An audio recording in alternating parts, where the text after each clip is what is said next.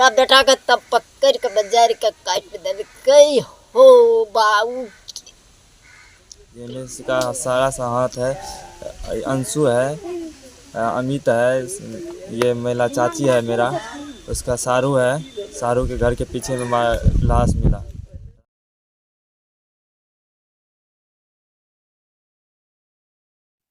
बिहार के मधेपुरा जिला में एक शादीशुदा महिला द्वारा रिश्तों की मर्यादा को तार तार करने का सनसनीखेज मामला सामने आया है, जहां एक पत्नी ने अपने नाजायज संबंध को परवान चढ़ाने के लिए न सिर्फ अपने पति की बड़ी बेरहमी से हत्या करवा दी, बल्कि अपने ही आशिक से मिलने का रास्ता आसान करने के लिए अपनी ही नाबालिग बेटी से अपने आशिक की शादी तक करवा डाली, ताकि उसके आशिक को उसके घर आने में कोई दुश्वारी ना हो। लेकिन कहते हैं न कि पाप का घड़ा जब बढ़ जाता है तो पापी के कुकर्म को दुनिया के सामने में आने से कोई नहीं रोक पाता।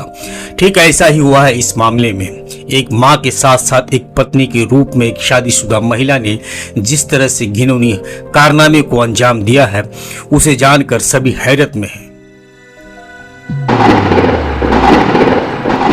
सलाम, नमस्कार, सत श्री अकाल। मैं रजूर रहमान और आप देख रहे हैं रिपब्लिकन टाइम्स।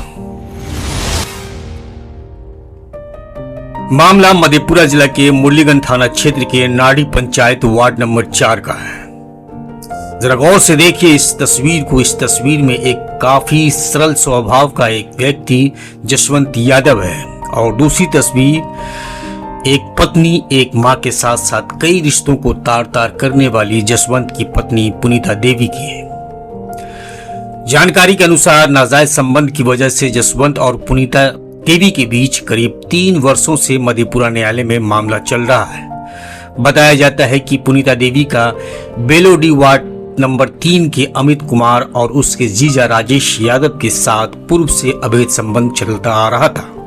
यानी पुनीता देवी का एक साथ 2 व्यक्तियों के साथ अवैध संबंध था, जिसकी जानकारी मिलने के बाद पुनीता देवी का पति जसवंत विरोध करता था और उसकी पत्नी उन दोनों से ना मिले उसका भी दबाव लगातार बनाता रहता था, जिसके बाद पुनीता देवी को अपने प्रेमियों से मिलने में परेशानी होने लगी और उस परेशानी से निजात पाने के लिए पति पत्नी के रिश्ते को पहले से तार तार कर चुकी पुनीता देवी ने अपने प्रेमी के साथ मिलकर एक बेहद ही घिनौना कृत्य को अंजाम देने की योजना बनाई, ताकि उसे अपने प्रेमियों से मिलने में पेश आने वाली रुकावट को हमेशा के लिए खत्म किया जा सके। फिर क्या था, नापाक मंसूबे के तहत पुनीता देवी 1 साल पूर्व अपने आशिक अमित कुमार से ही अपनी 12 वर्षीय नाबालिग पुत्री की शादी करवा दी, ताकि अपने आशिक को समाज की नजर में अपना दामाद साबित कर अपने नापाक रिश्ते को बिना किसी रुकावट के परवान चढ़ा सके। हुआ भी यही। इस तरह पुनीता देवी अपने पहले नापाक मंसूबे में कामयाबी हासिल कर ली। उसके बाद गुजरते वक्त के साथ अपने आशिक के साथ मिलकर पुनीता देवी ने एक और मंसूबा बनाया, ताकि वो अपने आशिक के साथ शादी कर अपनी दुनिया बसा सके, यानी कि अपनी एक अलग दुनिया बसा सके और पुराने सारे रिश्ते से छुटकारा पा सके।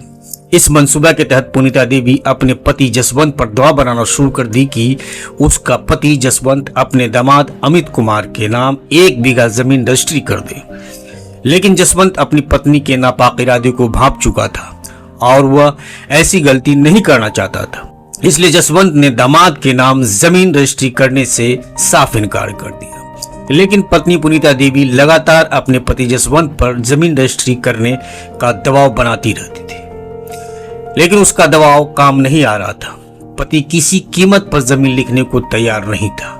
काफी कोशिश के बाद भी जब जसवंत जमीन लिखने को तैयार नहीं हुआ तो फिर पुनीता देवी ने अपनी तीसरी मंसूबाबंदी के तहत अपने पति जसवंत को अपने सहयोगियों से जान से मारने की धमकी दिलवाना शुरू की।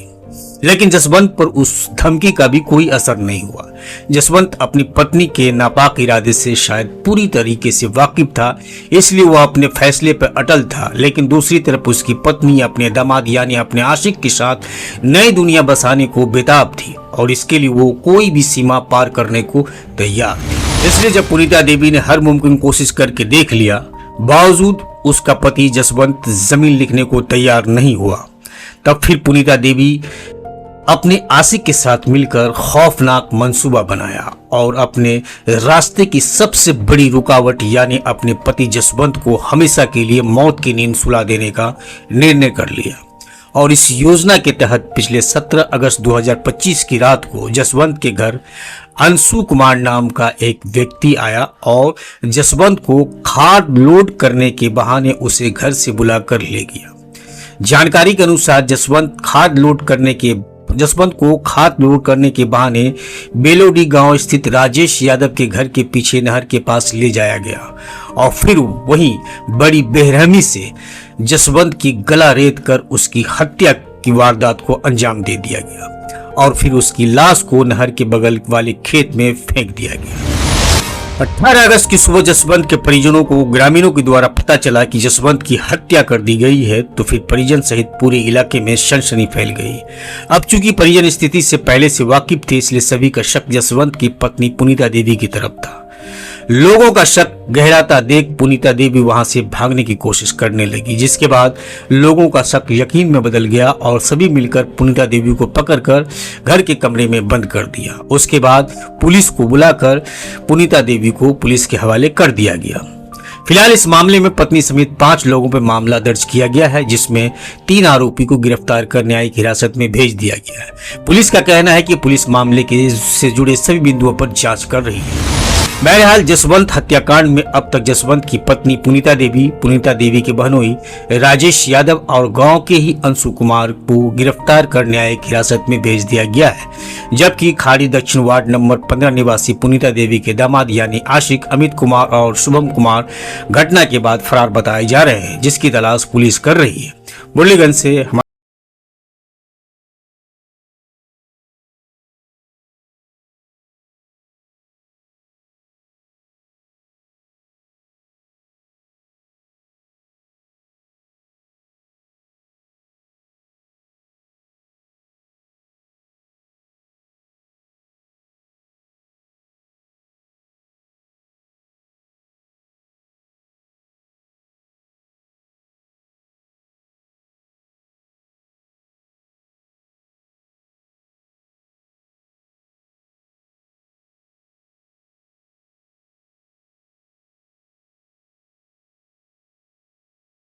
लिखिए इसके नाम पर। किसके नाम पे?